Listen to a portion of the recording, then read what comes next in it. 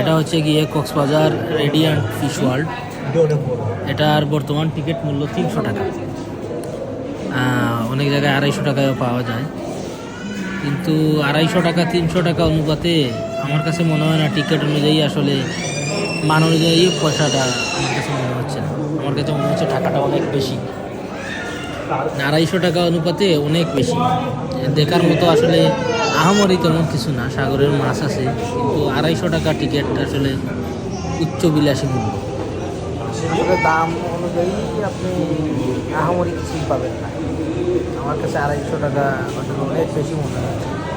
আসলে এটা টিকিট মূল্য এত বেশি হওয়া উচিত।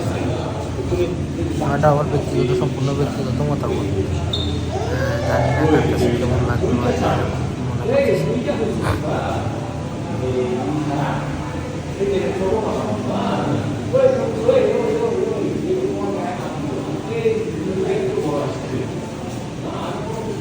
পরিশেষে যেটা সবার যার যার পার্সোনাল বিষয়।